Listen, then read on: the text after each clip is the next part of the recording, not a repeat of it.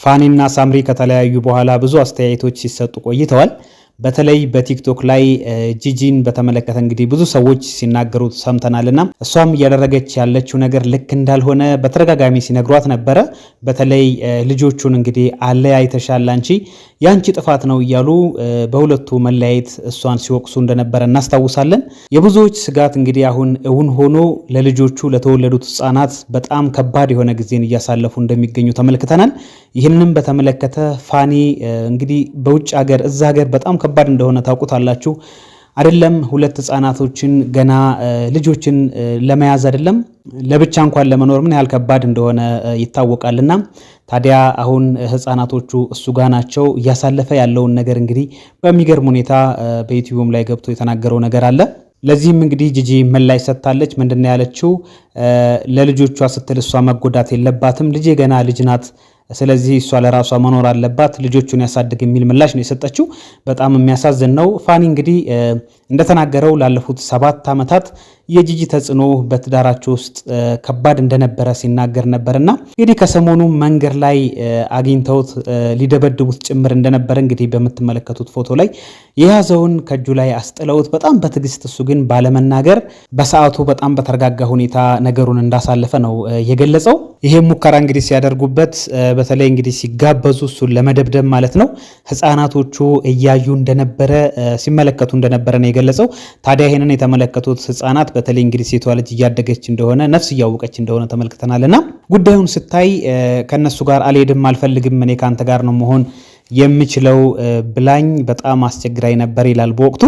ከዛ በኋላ እንግዲህ በጣም በርካታ አስከፊ የሆኑ ሰዓታትን ነው ያሳለፈው እሱ እንደገለጸው። ምክንያቱም እሱ ራሱ እንግዲህ ከቤት የወጣው ቤቱን ትቶ ድንገት ነውና ከሳምሪ ጋር ሲለያዩ ማለት ነው እሱም በሰው ጋር ተጠልሎ በጓደኛው ጋር ስለነበር ያለው ልጆቹን ይዞ ደግሞ ሰው ጋር መግባት በጣም ከባድ እንደሆነበት ዱብዳ እንደሆነበት ጭምር ነው የተናገረውና የሆነ ሆኖ እንግዲህ ነገሩን ለፖሊስ አሳውቆ ለጊዜው ያለውን ነገር እነሱ ተረድተው ደህና ቤት እስክንፈልግልህ ድረስ የተሻለ ቤት እስክንፈልግልህ ድረስ አንተ ጋር ልጆቹ ይሁኑ በማለት ልጆቹን እንግዲህ ሰው ጋር ይዞ ሄዷል ማለት ነው።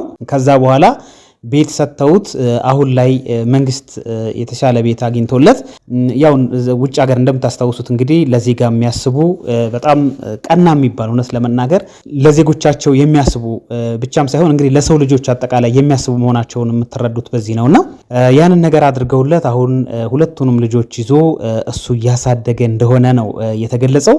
እንግዲህ የመንግስት አካላት ጉዳዩን እያጣሩት እንደሆነና ልጆቹ ማን ጋር ይሆኑ ለዘላቂነት የሚለውን እንደዚሁም 50-50 የሚባል ነገር አለ። ልጃቸውን እየጠየቁ ማንም ጋር ቢሆኑ ሌላው እናት ጋር ከሆኑ አባት እየሄደ የሚጠይቅበትን ልጆቹን የሚያይበትን አባት ጋር ከሆኑ ደግሞ እናት እየመጣች የምትጠይቅበትን በጋራ የሚያሳድጉበትን ነገሮች መንግስት ግዴታው ነውና ያንን ማመቻቸት የወላጆችም ግዴታ ስለሆነ ለህፃናቱ ሲባል ያንን ነገር በማጣራት ላይ እና በመስራት ላይ እንደሆነ ነው የተናገረው።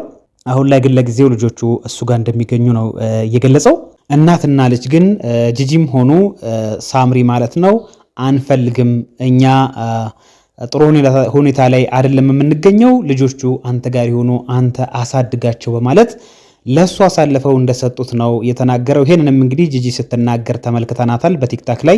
ምናልባት ካያቸው የተለያዩ ቪዲዮዎች ሪከርድ እየተደረጉ ሲፖሰቱ ተመልክቻለሁ። እኔም ምንድነው ያለችው? ልጅቱ ገና አላደገችም፣ ልጇን ማለት ነው ሳምሪን። ስለዚህ እሷን እንክብካቤ ያስፈልጋታል፣ ራሷን መጠበቅ አለባት፣ ልጆቹን ራሱ ያሳድግ በማለት ነው ማለት ነውና በጣም ያሳዝናል። እንግዲህ እየገባችሁ የሱን ዩቲዩብ ሰብስክራይብ እያደረጋችሁ ቪዲዮዎቹን እንድትመለከቱለት እንድታግዙት ያላችሁ ደግሞ በብዙ አማራጮች እንግዲህ ገንዘብም ጭምር እየረዳችሁ ብታግዙት በጣም ደስ ይላል። በጣም ከባድ ነው። ከዚህ በፊት እንግዲህ ብዙ ልምድ ያላቸው በተለይ ሴቶች እህቶቻችን ሲናገሩ ነበርና ወደፊት ለልጆቻችሁ ጥሩ አይደለም እንደው ባትለያዩ መልካም ነው እያሉ ያ ነገር ነው አሁን ላይ የመጣውና በጣም ያሳዝናል። ህፃናቶቹ እውነት ለመናገር በጣም ያሳዝናሉ። በዛ እድሜያቸው እንደዛ መሆንና ወጥተው እንደዚህ እንደ ሀገራችን እንኳን ቀላል አይደለም። ጎረቤት ጋር ልጅን አስቀምጬ ልሄድ፣ ዘመድ አለ ከልጆች ጋር መጫወት ይችላሉ እንደልባቸው ምናምን። እዛ ግን በጣም ከባድ ነው። ከሁለቱ ውጪ እሱም ሲናገር እንደነበረው እርስ በርስ ነው የሚጫወቱት። በጣም ከባድ ጊዜ እያሳለፉ እንደሆነ ይሄንን በመረዳት እንግዲህ ያው ኢትዮጵያውያኖች በመረዳዳት መልካም ነገር በማድረግ ነው። በተለይ በውጭ የምትኖሩ ኢትዮጵያውያን ደግሞ ለዚህ በጣም ትልቅ አርአያ ናችሁና እሱን እንድታግዙት በተቻለ መጠን እንግዲህ ያላችሁን ነገር እያደረጋችሁ በሐሳብም ጭምር እንግዲህ እንድትረዱት አደራ ለማለት ያህል ነው። የነጂጂ ጉዳይ እንግዲህ ቀደም ብዬ እንዳልኳችሁ እውነት ለመናገር ምናልባት ደግሞ ተጽዕኖውን ወደፊት ያለውን ነገር ሳምታ ልጁን በግድ ነው ልጆቹን የወሰደው ብላ እንደምትመጣ ምንም ጥያቄ የለውም። ያው ከዚህ በፊት የተለመደ ስለሆነ እንደዚህ አይነት እሱን አታክ ማድረግ እንጂ አሁን ላይ እኛ ልጆቹን አንፈልግም ልጆቹን ራሱ ያሳድግ እያለች ትገኛለች ማለት ነው። በዛም ጉዳይ ነው እንግዲህ መልካም አባት መሆኑን እውነት ለመናገር ፋኒ በጣም ምርጥ ልጅ መሆኑን የተገነዘብ ነው። ብዙ ሰዎች በስትረስ ውስጥ በችግር ውስጥ እሱ ራሱ እንግዲህ ቤት የሚያርፍበት እንኳን ቤት ሳይኖረው አልፈልግም ሳይል ስልኩን ሳይጠፋ ልጆቹን በማለት ይህንን መስዋዕትነት እየከፈለ ይገኛልና እንደዚህ አይነት ደግሞ ምርጥ ሰዎች ሲገኙ ዝም ብሎ ማለፍ ተገቢ አይደለም። ስለዚህ ልናበረታታው፣ አይዞህ ልንለው፣ እውነታው ልንመሰክር ይገባል። ለጂጂም እንግዲህ ፈጣሪ ልቧን አራርቶላት ቢቻል እንደው በመንፈሳዊም ይሁን ብቻ አላቅም በምን አይነት መንገድ ሁለቱ የሚታረቁበትን መንገድ ብታመቻችና እንደው አብረው ቢሆኑ መልካም ነው እንላለን ለህፃናቶቹ ሲባል። ያን ያህልም እንደው ልጅቱ ሳምሪ በጣም ክፉ ሆና ላይሆን ይችላል። ምናልባት በእናትይቷ ተጽዕኖ ሊሆን ስለሚችል የእሷንም ልብ እንደው ፈጣሪ እንዲያራራላት ነው የምንለው። ከዛ በተረፈ እንግዲህ ቀደም ብዬ እንዳልኳችሁ አሁንም በድጋሚ የማሳስባችሁ ምንድነው ፋኒን አግዙት፣ አይዞ በሉት፣ ቪዲዮዎቹን ተመልክቱለት፣ ሰብስክራይብ አድርጉ እየገባችሁ ቻናሉን ለማለት ነው። ስለሰማችሁኝ ከልብ አመሰግናለሁ።